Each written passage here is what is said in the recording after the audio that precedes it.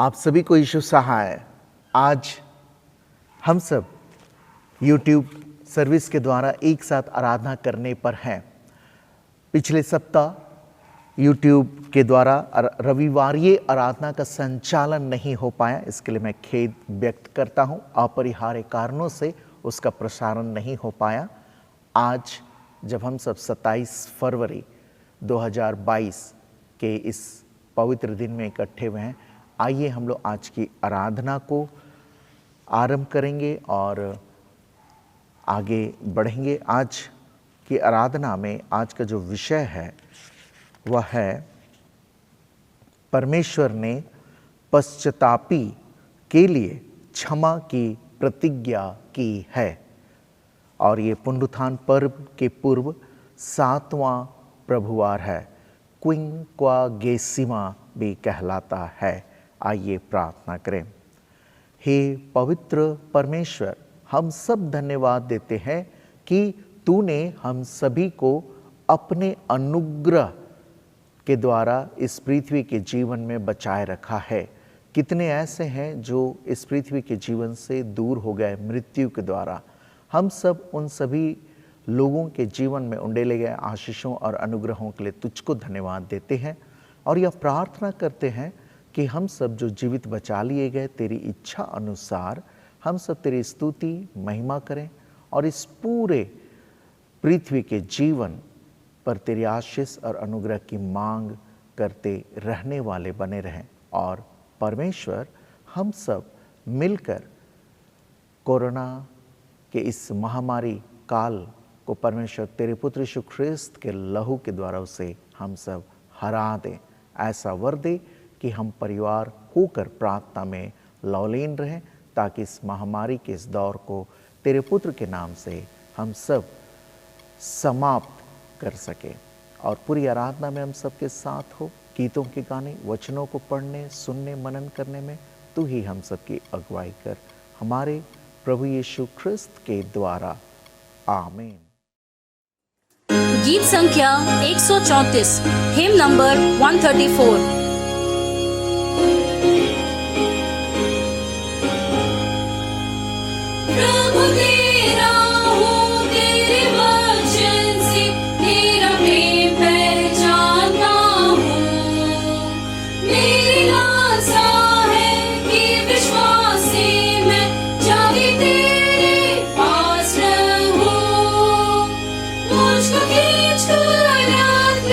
Apni kruz ke paas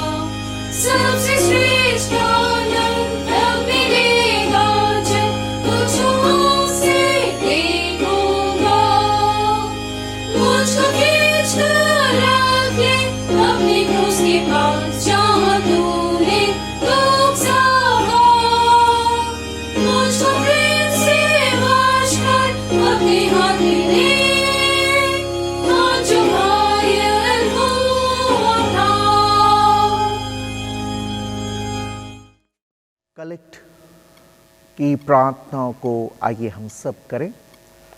हम सब सबसे पहले पुनरुत्थान पर्व के पूर्व 7वें प्रभुवार की प्रार्थना को अर्पण करें। हे परमेश्वर, तूने अपने दयालुता की परिभाषा यह तय की कि जितने लोग पश्चाताप करेंगे उन सबको क्षमा की भरपूरी दी जाएगी। परमेश्वर, हम सब प्रार्थना करते हैं कि कलीसिया में हो रहते हुए हम सब पश्चातापी बने। जब हम सब यह एहसास करते हैं पवित्र आत्मा की अगुवाई में कि हम सब पापी हैं, तो हम पश्चाताप करें और क्षमा की प्रतिज्ञा जो तूने की है उसके अधिकारी बन जाएं, उसके हकदार बन जाएं। हे परमेश्वर, तू संपूर्ण कलीसिया के लोगों को यह अगुवाई दे कि वे अपने पापों के लिए पश्चाताप करें और तेरी क्षमा की प्रतिज्ञा जो है उसके हकदार बने रहें। हमारे प्रभु यीशु ख्रिस्त के द्वारा, आमीन। हम सब प्रार्थना करेंगे। इस समय पूरे विश्व की निगाहें रूस और यूक्रेन के युद्ध पर टिकी है। आइए प्रार्थना करें। हे परमेश्वर, तू ऐसा परमेश्वर है जो शांति चाहता है। तू युद्ध नहीं चाहता, शांति चाहता है। हम सब प्रार्थना करते हैं रूस और यूक्रेन के संबंध जो बिगड़ चुके हैं। परमेश्वर, तू आशीष और अनुग्रह दे ताकि युद्ध की स्थिति ना आए और पूरे विश्व के लोग शांति से अपना जीवन यापन कर सकें। दोनों देशों के लिए प्रार्थना है, उनके अधिकारियों के लिए प्रार्थना है, उनके नेताओं के लिए प्रार्थना है कि परमेश्वर तेरे पवित्र आत्मा वहाँ कार्य करने पाए और शांति और प्रेम, अमन, चैन की बातें होने पावे। यह सब कुछ संभव है तेरे पुत्र के नाम से, अर्थात हमारे प्रभु यीशु ख्रिस्त के द्वारा, आमीन। हम लोग सुसमाचार प्रचार के लिए प्रार्थना करेंगे। हे परमेश्वर, तूने हम में से प्रत्येक को चुनकर अलग किया कि हम सब तेरे वचन के प्रचारक बने। यह वर दे कि हम सब का जीवन प्रचार के योग्य बना रहे और यह सब कुछ तेरी ओर से ही संभव हो सकता है। और यह वर दे कि हम सब तेरे वचन के प्रचारक बने और अपने चाल चलन, बोली व्यवहार के द्वारा लोगों को तेरे निकट लाने के सशक्त माध्यम बने रहें, जैसा कि संत पौलुस ने किया। हमारे प्रभु यीशु ख्रिस्त के द्वारा, आमीन। पाप अंगीकार। प्रियो, हमारे प्रभु यीशु ख्रिस्त ने कहा है, प्रभु हमारा परमेश्वर ही एकमात्र प्रभु है। तू प्रभु अपने परमेश्वर को अपने संपूर्ण मन, संपूर्ण प्राण, संपूर्ण बुद्धि और संपूर्ण शक्ति से प्रेम कर, यह पहली आज्ञा है। दूसरी यह है, अपने पड़ोसी को अपने समान प्रेम कर। इनसे बड़ी और कोई आज्ञा नहीं है। परमेश्वर ने संसार से ऐसा प्रेम रखा कि उसने अपने इकलौता पुत्र यीशु ख्रिस्त दे दिया कि वह हमें पापों से बचाए, स्वर्ग में हमारे लिए निवेदन करता हो और हमें शाश्वत जीवन में पहुंचाए। इसलिए हम पश्चाताप और विश्वास के साथ अपने पापों का अंगीकार करें। हम परमेश्वर की कृपा से उसकी आज्ञाओं का पालन करने का और सब लोगों के साथ मेल मिलाप और प्रेम से रहने का दृढ़ संकल्प करें। एक साथ, हे सर्वशक्तिमान परमेश्वर, हमारे स्वर्गीय पिता, हमने मन, वचन और कर्म से तेरे विरुद्ध और एक दूसरे के विरुद्ध पाप किया है। हमने अपनी अज्ञानता और दुर्बलता के कारण और जानबूझकर भी बुराई की है और भलाई करने में असफल रहे हैं। इन सब पापों के लिए हम सचमुच खेदित हैं और अंतःकरण से पश्चाताप करते हैं। तेरे पुत्र यीशु ख्रिस्त ने हमारे लिए अपने प्राण दिए। उसी के कारण हमने जो पाप किए हैं उनको क्षमा कर और यह वर दे कि भविष्य में हम नया जीवन पाकर सदा तेरी सेवा करें, ताकि तेरे पवित्र नाम की महिमा हो, आमीन। सर्वशक्तिमान परमेश्वर उन सब को क्षमा करता है जो एक दूसरे को क्षमा करते और सच्चा पश्चाताप करते हैं। वही आप सब पर दया करे, आपके सब पापों को क्षमा करे और उनसे आपको छुटकारा दे। सब भले कामों में आपको स्थिर और सबल करे और शाश्वत जीवन में बनाए रखे, हमारे प्रभु यीशु ख्रिस्त के द्वारा, आमीन। आज का पहला पाठ वचन है यहेजकेल नबी की पुस्तक और उसके 18 अध्याय और उसके 25 पद से 32 पद तक। यहेजकेल नबी की पुस्तक, उसके 18 अध्याय, उसके 25 से 32 पद तक। तब भी तुम लोग कहते हो, प्रभु की गति एक सी नहीं, हे इस्राएल के घराने, देख, क्या मेरी गति एक सी नहीं?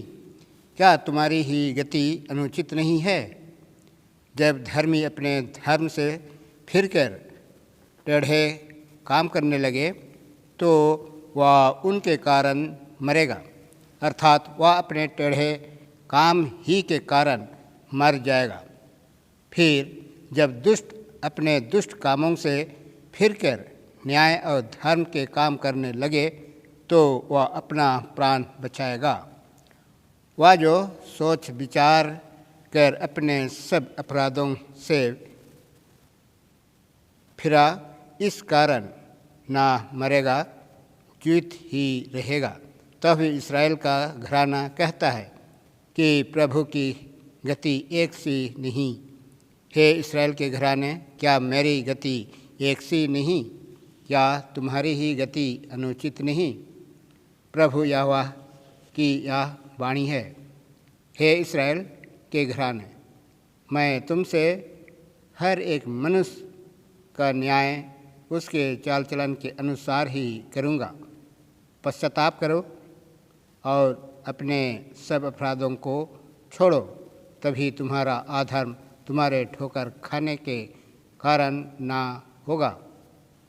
अपने सब अपराधों को जो तुमने किए हैं दूर करो, अपना मन और अपनी आत्मा बदल डालो। हे इस्राएल के घराने, तुम क्यों मरो? क्योंकि प्रभु यहोवा की यह वाणी है, जो मरे उसके मरने से मैं प्रसन्न नहीं होता। इसलिए पश्चाताप करो, तभी तुम जीवित रहोगे। क्या परमेश्वर का पवित्र वचन है। परमेश्वर का धन्यवाद हो। अभी का दूसरा पाठ वचन प्रेरितों के काम उसके 26 अध्याय उसके 12 से 20 पद तक। प्रेरितों के काम उसके 26 अध्याय उसके 12 से 20 पद तक। इसी धुन में अब मैं प्रधान याजकों से अधिकार और आज्ञा पत्र लेकर दमिश्क को जा रहा था, तो हे राजा, मार्ग में दोपहर के समय मैंने आकाश से सूरज के तेज से भी बढ़कर एक ज्योति अपने और अपने साथ चलने वालों के चारों ओर चमकती हुई देखी। जब हम सब भूमि पर गिर पड़े तो मैंने इब्रानी भाषा में मुझसे यह कहते हुए एक शब्द सुना, हे साउल, हे साउल, तू मुझे क्यों सताता है? मैंने पहने पर लात मारना तेरे लिए कठिन है। मैंने कहा, हे प्रभु, तू कौन है? प्रभु ने कहा, मैं यीशु हूँ जिसे तू सताता है। परंतु तू उठ, अपने पाँवों पर खड़ा हो, क्योंकि मैंने तुझे इसलिए दर्शन दिया है कि तुझे उन बातों का भी सेवक और गवाह ठहराऊं जो तूने देखी है, और उनका भी जिनके लिए मैं तुझे दर्शन दूंगा। और मैं तुझे तेरे लोगों से और अन्य जातियों से बचाता रहूँगा, जिनके पास मैं अब तुझे इसलिए भेजता हूँ कि तू उनकी आँखें खोले कि वे अंधकार से ज्योति की ओर और शैतान के अधिकार से परमेश्वर की ओर फिरे, कि पापों की क्षमा और उन लोगों के साथ जो मुझ पर विश्वास करने से पवित्र किए गए हैं मीरास पाएँ। अतः हे राजा अग्रिप्पा, मैंने उस स्वर्गीय दर्शन की बात न टाली, परंतु पहले दमिश्क के, फिर यरूशलेम के और तब यहूदा के सारे देश के रहने वालों को और अन्य जातियों को समझाता रहा कि मन फिराओ और परमेश्वर की ओर फिरकर मन फिराव के योग्य काम करो। यह परमेश्वर का पवित्र वचन है। परमेश्वर का धन्यवाद हो।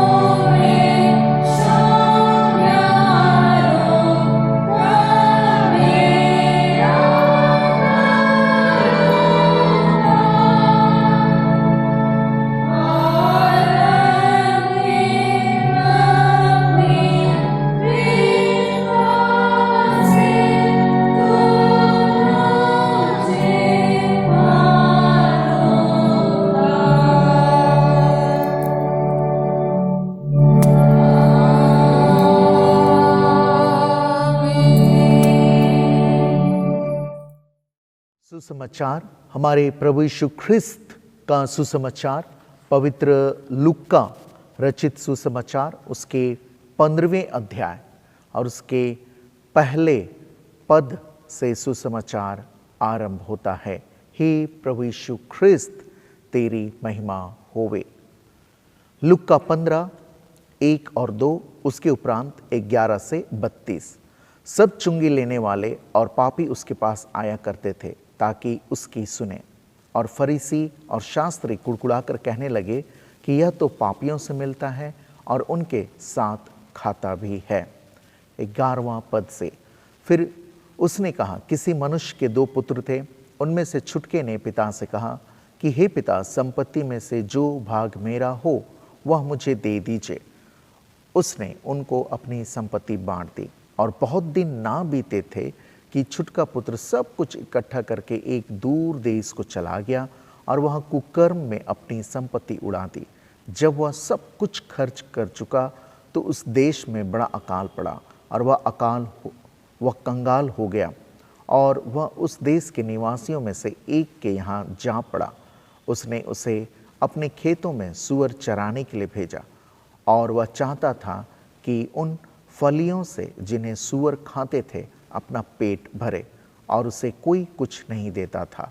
जब वह अपने आपे में आया तब कहने लगा कि मेरे पिता के कितने ही मजदूरों को भोजन से अधिक रोटी मिलती है और मैं यहाँ भूखा मर रहा हूँ। मैं अब उठकर अपने पिता के पास जाऊँगा और उससे कहूँगा कि पिताजी, मैंने स्वर्ग के विरोध में और तेरी दृष्टि में पाप किया है। अब इस योग्य नहीं रहा कि तेरा पुत्र कहलाऊं।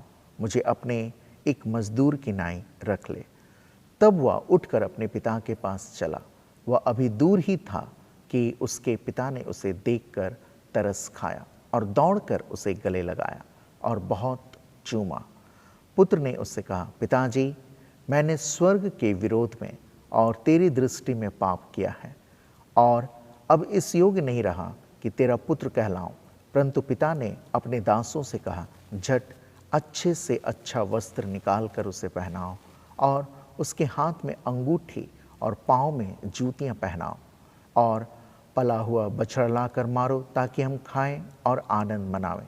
क्योंकि मेरा यह पुत्र मर गया था, फिर जी गया है, खो गया था, अब मिल गया है। और वे आनंद करने लगे। परंतु उसका जेठा पुत्र खेत में था। जब वह आते हुए घर के निकट पहुंचा तो उसने गाने बजाने और नाचने का शब्द सुना और उसने एक दास को बुलाकर पूछा, यह क्या हो रहा है? उसने उससे कहा, तेरा भाई आया है और तेरे पिता ने पला हुआ बछड़ा कटवाया है, इसलिए कि उसे भला चंगा पाया है। यह सुनकर वह क्रोध से भर गया और भीतर जाना ना चाहा। परंतु उसका पिता बाहर आकर उसे मनाने लगा। उसने पिता को उत्तर दिया कि देख, मैं इतने वर्ष से तेरी सेवा कर रहा हूँ और कभी भी तेरी आज्ञा नहीं टाली, तो अभी तूने मुझे कभी एक बकरी का बच्चा भी ना दिया कि मैं अपने मित्रों के साथ आनंद करता। परंतु जब तेरा यह पुत्र, जिसने तेरी संपत्ति वेश्याओं में उड़ा दी है, आया तो उसके लिए तूने पला हुआ बछड़ा कटवाया। उसने उससे कहा, पुत्र, तू सर्वदा मेरे साथ है और जो कुछ मेरा है वह सब तेरा ही है। परंतु अब आनंद करना और मगन होना चाहिए, क्योंकि यह तेरा भाई मर गया था, फिर जी गया है, खो गया था, अब मिल गया है। यह प्रभु यीशु ख्रिस्त का सुसमाचार है। हे प्रभु यीशु ख्रिस्त, तेरी स्तुति होवे।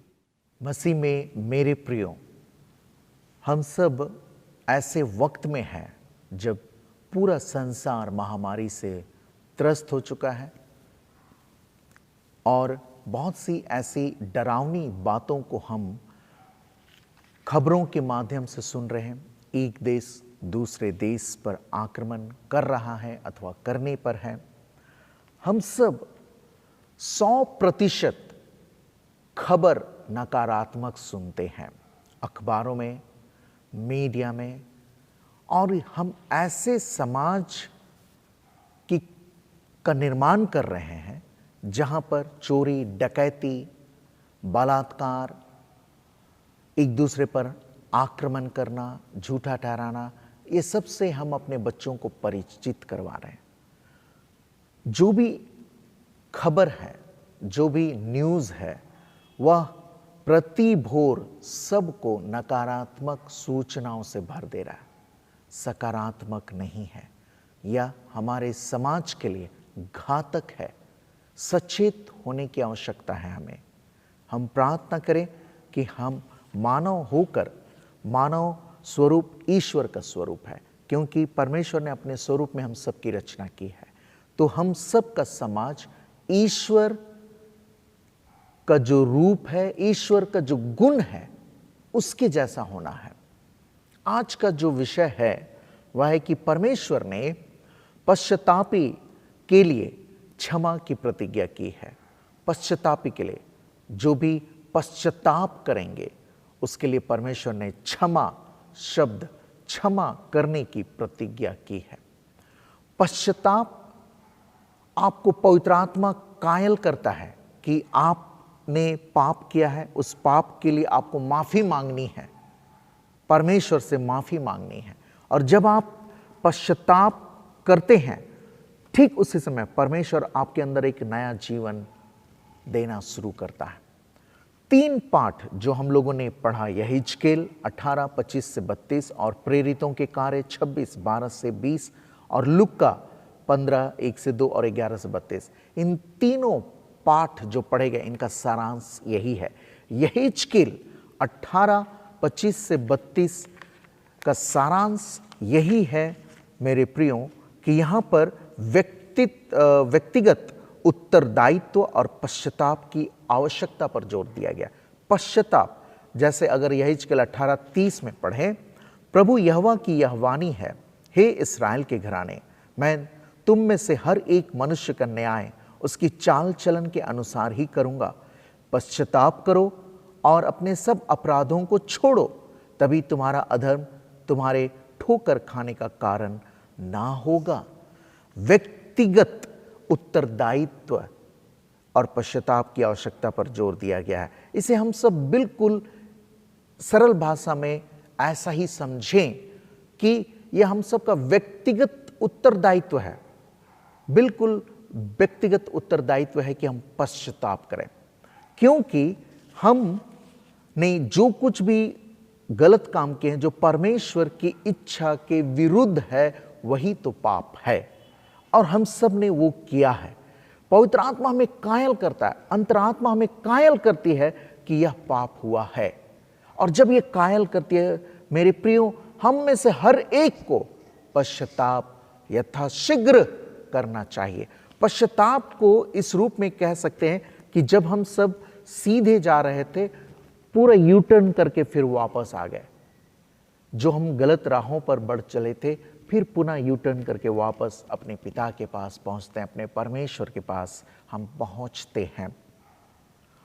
और इसको ऐसे भी समझ सकते हैं कि हमारा परमेश्वर जो क्षमा की प्रतिज्ञा करता है उनके लिए जो पश्चाताप करते हैं, यानी कि ओपन डोर पॉलिसी, द्वार खुला है, आप पश्चाताप करें और परमेश्वर के पास आए। और इसका हमें बिल्कुल आत्मिक लाभ उठाना चाहिए। परमेश्वर वह परमेश्वर है जो अवसरों पर अवसर देता है कि हम और आप जो भी गलत काम किए हैं, पश्चाताप करके परमेश्वर की ओर फिरें। मेरे प्रियो, आज हम सब इंटरनेट के युग में जी रहे हैं। मैं एक गृह कार्य देता हूं, पश्चाताप और क्षमा। इस पर हम सब बाइबल के पदों को खोजें, सूची बनाएं कि बाइबल में पश्चाताप से संबंधित कितने पद हैं, कहां कहां क्या लिखा हुआ है, कौन से दृष्टांत दिए गए हैं। इसे आप एक सूची बनाएं। फिर क्षमा, फॉरगिवनेस, इसकी भी सूची बनाएं कि बाइबल में कहां कहां क्षमा से संबंधित बाइबल के पद हैं। और आप पाएंगे कि परमेश्वर अपने वचन के द्वारा पश्चाताप और क्षमा की प्रतिज्ञा जो उसने की है, बड़ा ही अद्भुत है। मेरे प्रियो, मेरा यह विश्वास है, मैं यह दावा करता हूं, पवित्र आत्मा की आप निरुत्तर हो जाएंगे, आप परमेश्वर के कायल हो जाएंगे और आप निश्चय परमेश्वर ही के साथ रहना पसंद करेंगे। जैसा कि उड़ाऊ पुत्र ने कहा कि अब मैं इस योग्य नहीं रहा कि तेरा पुत्र कहलाऊं। ये पवित्र आत्मा जो है कायल करता है, जहां हम सब कुछ अपना मान लेते हैं कि यह मुझसे अपराध हुआ है। सेल्फ रिस्पॉन्सिबिलिटी, पश्चाताप करना एक उत्तरदायित्व की तरह है मेरे प्रियो, और इसे एक मसीह होने के नाते सतर्कता से सोचने की आवश्यकता है।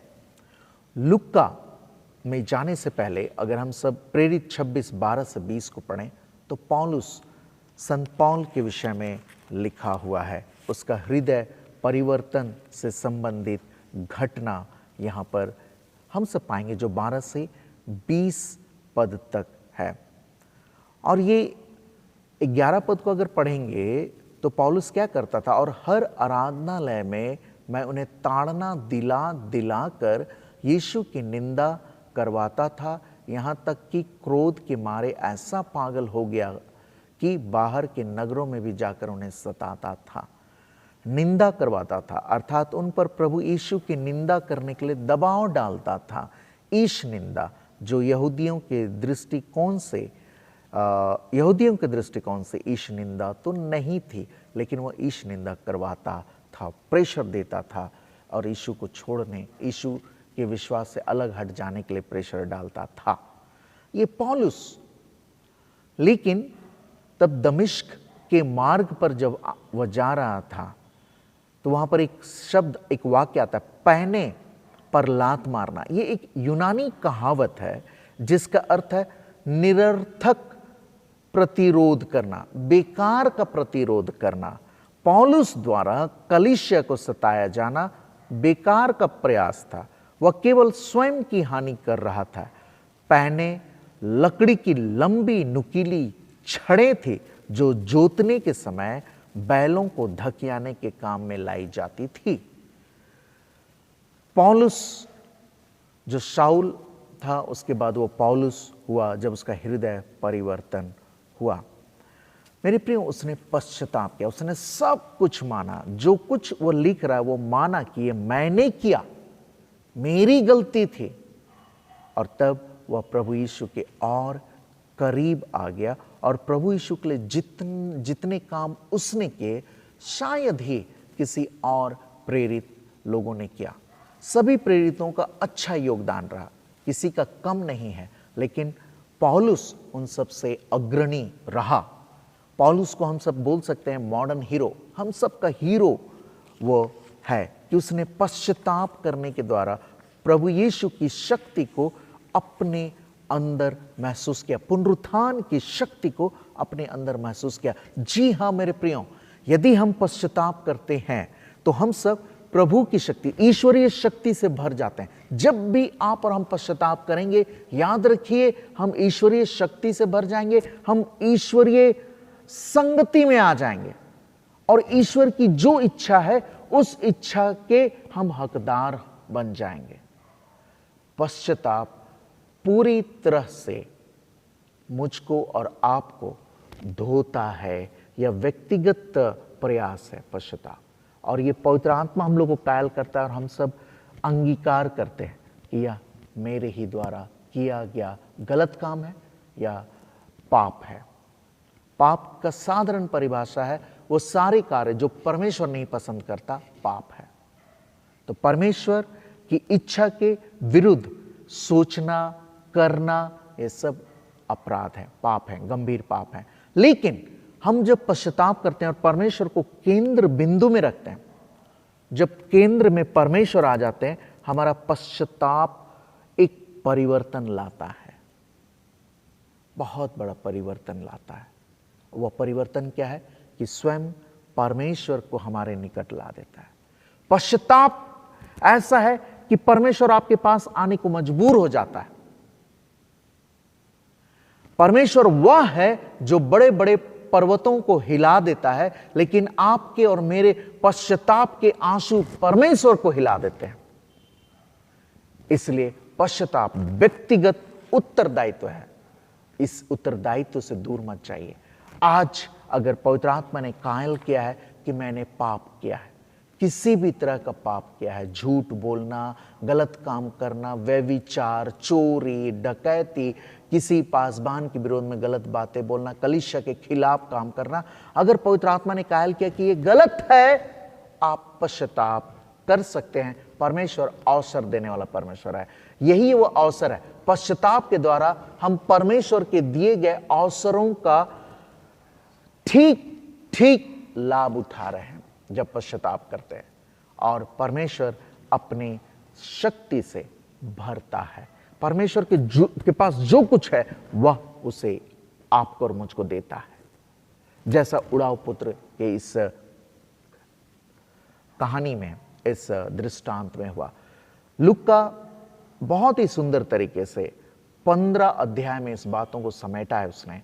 1 से 2 में यहां लिखा हुआ है कि चुंगी लेने वाले और पापी उसके पास आया करते थे ताकि उसकी सुने, और फरीसी और शास्त्री कुड़कुड़ा कर कहने लगे कि यह तो पापियों से मिलता है और उनके साथ खाता है। यहां पर पश्चाताप नहीं करने वालों का एक व्यवहार दर्शाया गया है। फरीसी और शास्त्री खुद को इतना ऊपर समझते थे और यह विचार सामाजिक रूप से वो थोप चुके थे समाज पर कि उनसे कोई गलती नहीं हो सकती, उनसे कोई गलती नहीं हो सकती, इसलिए पश्चाताप की आवश्यकता उन्हें बिल्कुल नहीं है।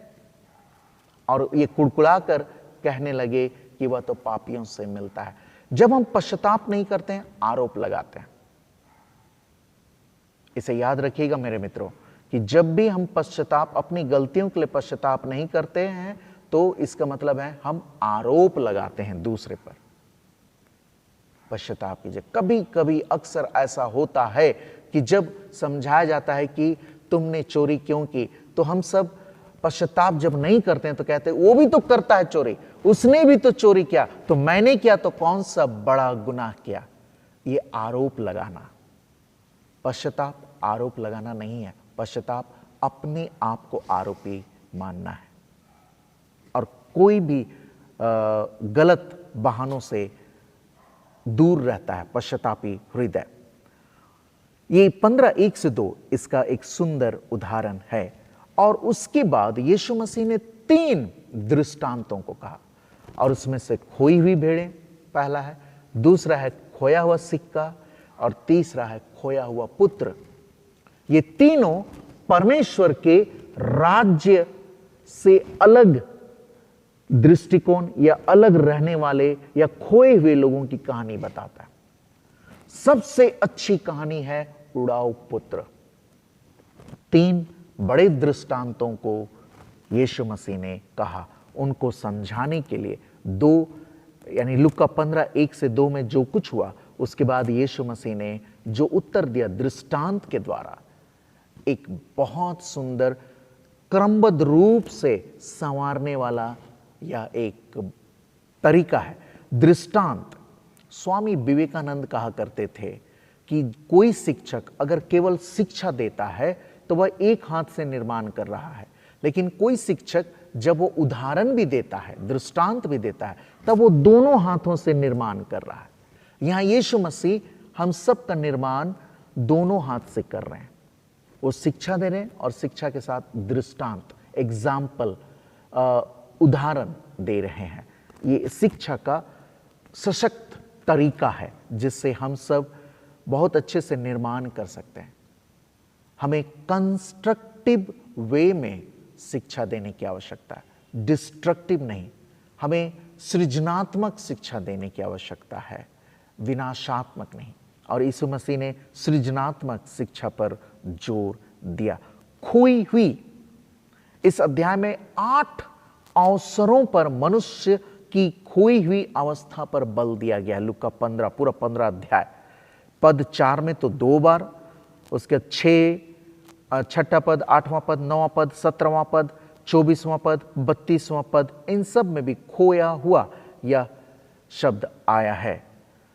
15:7 में लिखा है कि मैं तुमसे कहता हूं कि इसी रीति से एक मन फिराने वाले पापी के विषय में भी स्वर्ग में इतना ही आनंद होगा जितना कि 99 ऐसे धर्मियों के विषय नहीं होता जिन्हें मन फिराने की आवश्यकता नहीं। कितना महत्व है उस एक जो खो गया था उसे फिर से ला दिया गया, उसके विषय में सबसे बड़ा आनंद होगा। जिन्हें मन फिराने की आवश्यकता नहीं है, फरीसियों की ओर किया गया तीक्ष्ण संकेत जो यह सोचते थे कि उन्हें मन फिराने की आवश्यकता नहीं है। 15:8 में कहता है जो कि खोया हुआ सिक्का, कौन ऐसी स्त्री होगी। सो इसका दूसरा दृष्टांत में यीशु ने एक स्त्री का उदाहरण होना यह सुझाता है कि बहुत सी स्त्रियां मसीह का अनुसरण करती थी और उनकी शिक्षाओं को सुनती थी। सिक्के, ये यूनानी सिक्का जिसका मूल्य एक रोमी दिनार के जो एक दिन की मजदूरी होती थी समकक्ष था, और सिक्का जब मिल गया वह बहुत खुश हुई। उससे पहले जब तक वह उसे ढूंढ ना ली तब तक वह उदास थी, लेकिन जब वह उसे खोज ली और उसे मिल गया तो बहुत खुश हुई। कोई भी चीज़, कोई भी खोया हुआ चीज़, चाहे वो सजीव हो या निर्जीव, जब वो मिलता है तो आनंद उत्पन्न करता है। ये एक सृष्टि का सत्य है, इसे जरूर याद रखें।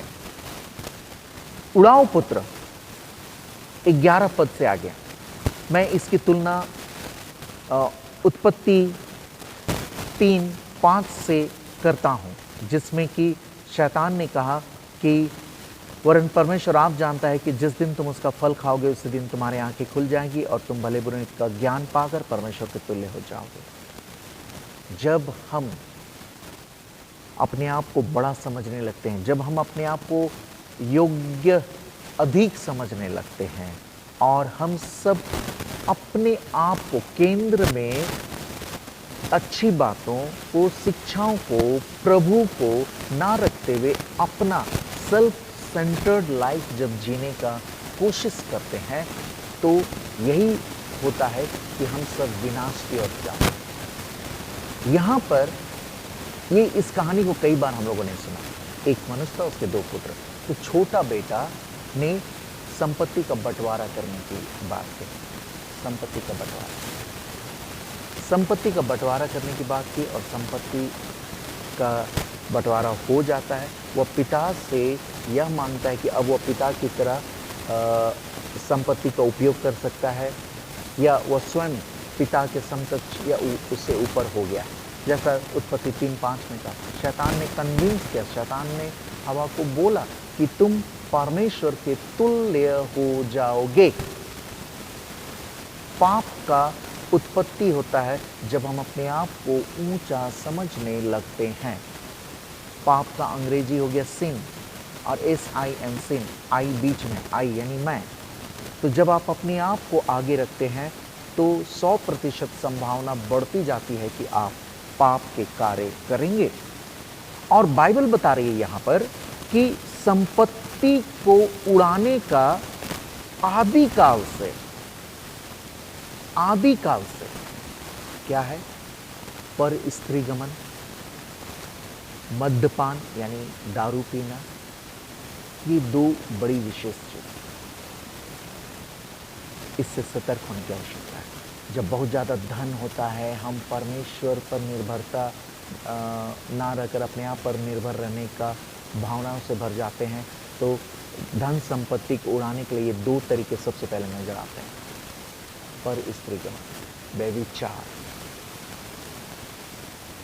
और वेश्याओं के साथ रहना। ये पर स्त्री गमन, वेश्याओं के साथ रहना, यही है कि जो शारीरिक आनंद, जो सेक्सुअल प्लेजर है, इसकी तरफ पहले जाते हैं।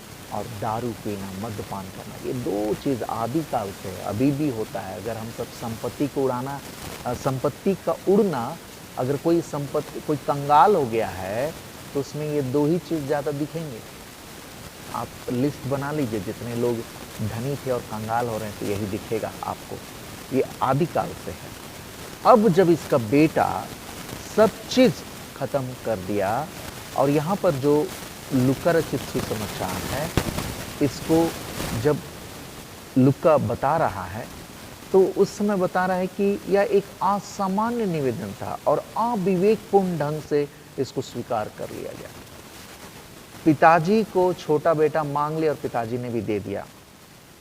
पिता को काउंसलिंग करना चाहिए था, जरूर करना चाहिए था, क्योंकि पिता ही है जो बेटों, वो जानता है कि उसके बेटे में क्या क्या गुण है।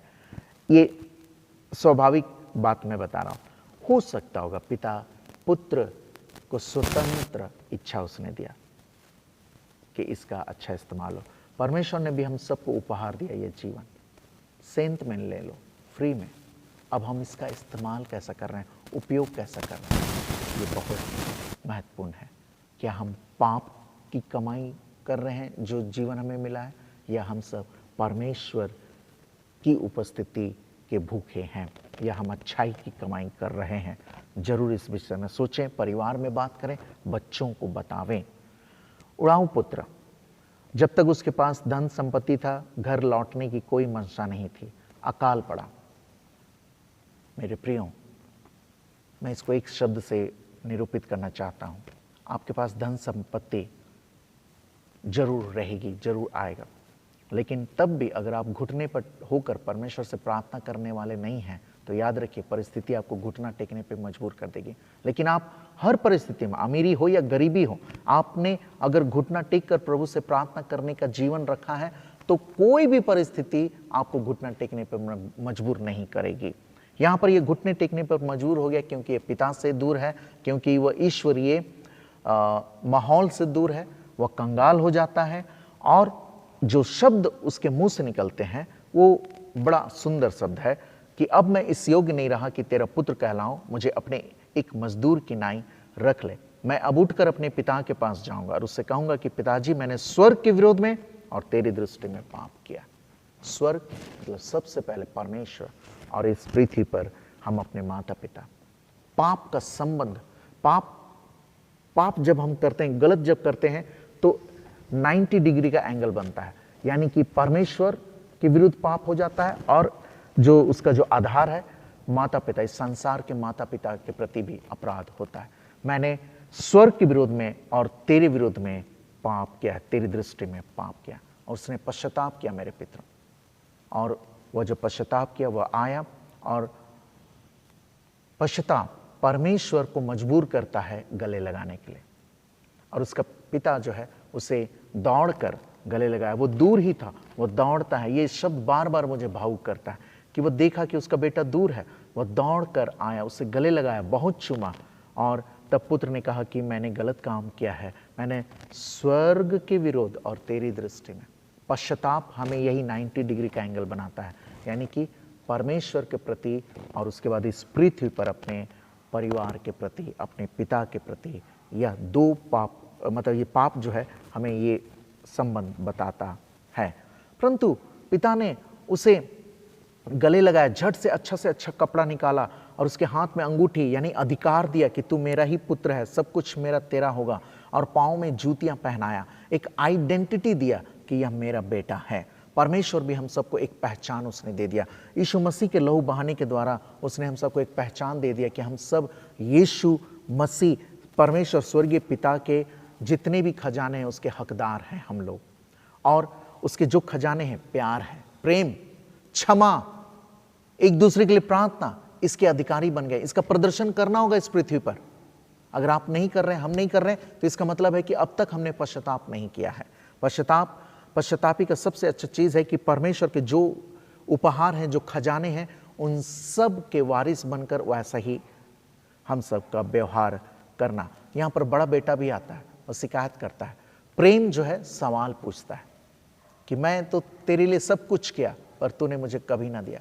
पिता ने बहुत सुंदर उत्तर दिया कि मेरा जो कुछ है वह तुम्हारे लिए, मेरा जो कुछ है वह तुम्हारे लिए।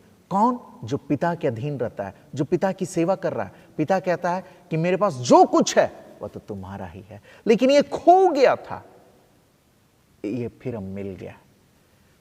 खोया हुआ चीज, जहां फिर से मैं कह रहा हूं, सजीव हो या निर्जीव, जो खो गया है जब वो मिलता है तो आनंद लाता है। और उस आनंद की अनुभूति को पिता अपने उस बड़े बेटे को भी समझाता है कि आनंद क्या है, तू तो मेरे साथ है, सब कुछ तेरा है, निराश होने की आवश्यकता नहीं। लेकिन जो तेरा भाई है, जो गलत काम करके जो दूर देश चला गया था, जो खो गया था, वो जब लौट गया है, उसको स्वीकार करना भी, उसको स्वीकार करना ही ईश्वरीय स्वभाव है।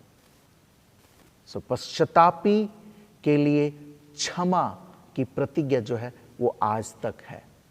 आप और हम अगर गलत किए हैं, पवित्र आत्मा ने अगर कायल किया है मेरे प्रियो, तो हमें पश्चाताप करने की आवश्यकता है, घुटने पे आने की आवश्यकता है। याद रखिए, पश्चातापी के परमेश्वर ऐसा जो पहाड़ों को हिला देता है, लेकिन पश्चातापी का आंसू परमेश्वर को हिला देता है। इसे जरूर याद रखिएगा। आज के इस पूरे वचन के पढ़े, सुने और मनन किए जाने पर परमेश्वर बहुत बहुत आशीष दे। प्रभु आप सबको बहुत आशीष दे। आमीन। आइए अब हम सब एक साथ अपने विश्वास को दृढ़ाएं और प्रेरितों का विश्वास वचन कहें। मैं सर्वशक्तिमान पिता, स्वर्ग और पृथ्वी के सृष्टिकर्ता परमेश्वर पर विश्वास करता हूँ। मैं उसके इकलौते पुत्र हमारे प्रभु यीशु ख्रिस्त पर विश्वास करता हूँ। वह पवित्र आत्मा के सामर्थ से गर्भ में आया और कुंवारी मरियम से जन्मा। उसने पोंतुस पिलातुस के शासन में दुख भोगा। वह क्रूस पर चढ़ाया गया, मरा और गाड़ा गया और मृतकों के लोक में उतरा। तीसरे दिन वह जी उठा। वह स्वर्ग पर चढ़ गया और पिता की दाहिनी ओर विराजमान है। वह जीवितों और मृतकों का न्याय करने को फिर आएगा। मैं पवित्र आत्मा पर, पवित्र सार्वलौकिक कलीसिया पर, संतों की संगति, पापों की क्षमा, देह के पुनरुत्थान और अनंत जीवन पर विश्वास करता हूँ। आमीन। गीत संख्या 170 117।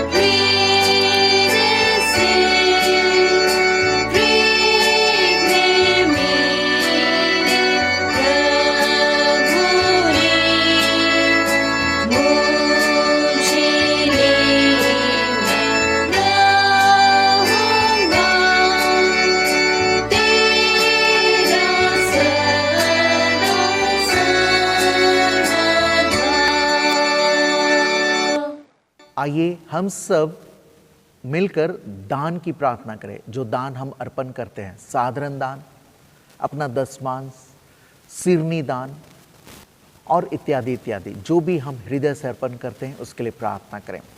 हे जीवित ईश्वर, हम सब धन्यवाद देते हैं कि तूने हम सबको यह अवसर दिया और हम सबको इस योग्य बनाया कि हम सब तुझे दान अर्पण कर सकते हैं। प्रभु, हम सबके साधारण दानों को, हम सबके सिरनी दानों को, हम सबके दशमांशों को तो स्वीकार कर ले और अपने जीवित वचन जो तूने लिख करके प्रतिज्ञा की है कि तू ऐसा करने से, दान अर्पण करने से परमेश्वर तू हम सबको आशीष देगा, भरपूरी से, अधिकाई से देगा। परमेश्वर वह सब कुछ हम सबके जीवन में होने पावे। तेरे जीवित प्रतिज्ञाओं को हम सब अपने जीवन में चलता फिरता देख सके जब हम दान अर्पण करते हैं। हे परमेश्वर, यह सभी दान तुझे स्वीकार्य हो और कलीसिया की बढ़ती होने पावे, हमारे प्रभु यीशु ख्रिस्त के द्वारा, आमीन। इस समय हम लोग धन्यवाद की प्रार्थना अर्पण करेंगे उन सब के लिए जो पूरे सप्ताह अपने जन्म दिवस को मना रहे हैं, उन सब के लिए जो पूरे सप्ताह वैवाहिक वर्षगांठों को जो मनाएंगे, और साथ ही साथ जो परीक्षाओं में सफल हो रहे हैं या परीक्षाओं को दे रहे हैं, उनके लिए भी हम लोग प्रार्थना करेंगे। और जो सारे रोगों से चंगे हो रहे हैं, परमेश्वर जिनको उठा खड़ा कर रहा है, उनके लिए भी हम लोग प्रार्थना करेंगे। आइए हम लोग धन्यवाद की प्रार्थना को करेंगे और भजन 103 को सुनेंगे। हे मेरे मन यहोवा को धन्य कह और जो कुछ मुझ में है उसके पवित्र नाम को धन्य कह। हे मेरे मन यहोवा को धन्य कह और उसके किसी उपकार को ना भूलना। वही तो तेरे सब अधर्म को क्षमा करता और तेरे सब रोगों को चंगा करता है। वही तो तेरे प्राण को नाश होने से बचा लेता है और तेरे सिर पर करुणा और दया का मुकुट बांधता है। पिता की और पुत्र की और पवित्र आत्मा की महिमा होवे, जैसे आदि में थी, अब है, वरन सदा युगान युग रहेगी, आमीन। प्रार्थना करें। परमेश्वर, हम सब धन्यवाद देते हैं कि तूने हम सबको धन्यवाद अर्पण करने का, धन्यवाद देते रहने का हृदय दिया है। हम सबके धन्यवादी हृदयों को स्वीकार कर ले। हम में से कितने हैं जो अपने जन्म दिवस को मना रहे हैं, पूरे सप्ताह मनाएंगे? कितने ऐसे हैं जो वैवाहिक वर्षगांठों को मना रहे हैं अथवा मनाएंगे? साथ ही परमेश्वर, जो लोग चंगे हो गए हैं, जो लोग बीमार थे चंगे हो गए हैं और हर प्रकार की दुर्घटनाओं से बचा लिए गए हैं, ऐसे सभी लोगों के धन्यवादी हृदयों को तो स्वीकार कर ले। और प्रार्थना करते हैं जो लोग अपने शैक्षणिक प्रतियोगिताओं, परीक्षाओं में जो सम्मिलित हो रहे हैं, हो चुके हैं, उन सब के लिए भी कि सफलताएं उनके कदमों को चूमें और वे अपने जीविका को परमेश्वर अर्जित करने सकें। हे जीवित परमेश्वर, सभी लोगों के धन्यवादी हृदयों को तो स्वीकार कर ले और हर एक को बहुत ऐत आशीष दे। प्रत्येक जो परमेश्वर तुझे आज धन्यवाद दे रहा है, दे रही है, तू उनके धन्यवादी हृदयों को स्वीकार कर ले और सबको बहुत ऐत की आशीष दे। और जब तक इस पृथ्वी पर जीवित रहेंगे, तेरे आशीष और अनुग्रह को बटोरने वाले बने रहें और व्यक्तिगत होकर, परिवार के साथ होकर, कलीसिया के साथ होकर तुझे धन्यवाद दिया करें, हमारे प्रभु यीशु ख्रिस्त के द्वारा, आमीन। आइए हम सब प्रार्थनाओं की संपूर्णता को बनाए रखने के लिए, बनाने के लिए हम लोग प्रभु की प्रार्थना को एक साथ करेंगे। हे हमारे पिता, तू जो स्वर्ग में है, तेरा नाम पवित्र माना जाए, तेरा राज्य आए, तेरी इच्छा जैसे स्वर्ग में पूरी होती है वैसे पृथ्वी पर भी हो। हमारी दिन भर की रोटी आज हमें दे, हमारे अपराधों को क्षमा कर जैसे हमने अपने अपराधियों को क्षमा किया है। हमें परीक्षा में ना डाल, परंतु बुराई से बचा, क्योंकि राज, पराक्रम और महिमा अब और सर्वदा तेरी ही है, आमीन। आइए हम विशेष रीति से आज के दौर के लिए प्रार्थना करें, महामारी के लिए, और जो युद्ध का संकट मंडरा रहा है, विशेषकर रूस और यूक्रेन। प्रार्थना करें। परमेश्वर, हम सब तुझको पुकारते हैं और साथ ही धन्यवाद देते हैं। परमेश्वर, तेरे नाम की स्तुति करते हैं, धन्यवाद देते हैं क्योंकि तूने हम सबको इस महामारी में भी बचा लिया तूने, इसलिए धन्यवाद देते हैं परमेश्वर। और हे परमेश्वर, प्रार्थना करते हैं मनुष्य जाति को प्रेम करने वाले परमेश्वर, अपनी सृष्टि से प्रेम करने वाले परमेश्वर, तुझसे यह प्रार्थना है हम मनुष्य जाति की कि तू इस महामारी को दूर कर दे। धन्यवाद कि तूने कलीसियाओं की प्रार्थना को सुन लिया है, विश्वासी लोगों की प्रार्थनाओं को सुन लिया है। अब हम सब परमेश्वर महामारी के उस डर से बाहर निकल रहे हैं, उसके इलाज को देख पा रहे हैं। हे परमेश्वर, प्रार्थना है कि संपूर्ण विश्व में तेरी चंगाई कार्य करती रहे। और साथ ही प्रार्थना है युद्ध के जो दिन दिख रहे हैं, युद्ध की आशंका बढ़ चुकी है, तू अपने पुत्र यीशु ख्रिस्त के शक्तिशाली नाम से परमेश्वर उन सबको रोक दे। युद्ध ना होए, कोई भी देश एक दूसरे के देश पर चढ़ाई ना कर सके। शांति का परमेश्वर है, शांति हम सब महसूस करने वाले बने रहें, देखने वाले बने रहें, हमारे प्रभु यीशु ख्रिस्त के द्वारा। आमीन। अब दीन मन से परमेश्वर की आशीष को ग्रहण करें। परमेश्वर की शांति जो सारे समझ से परे है, परमेश्वर के और उसके पुत्र हमारे प्रभु यीशु ख्रिस्त के ज्ञान और प्रेम में आप सबके हृदय और विचारों को सुरक्षित रखे। और सर्वशक्तिमान परमेश्वर पिता, पुत्र और पवित्र आत्मा की आशीष आप सभी पर हो और आपके साथ सर्वदा रहे।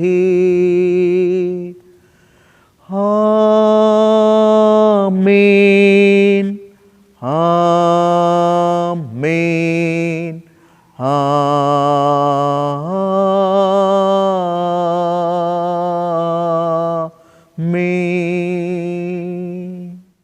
शांति से पूर्ण होकर जाएं, प्रभु से प्रेम रखें और उसकी सेवा करें, ख्रिस्त के नाम में। आमीन। आप सभी को यीशु सहाय। गीत संख्या 135, हिम नंबर 135।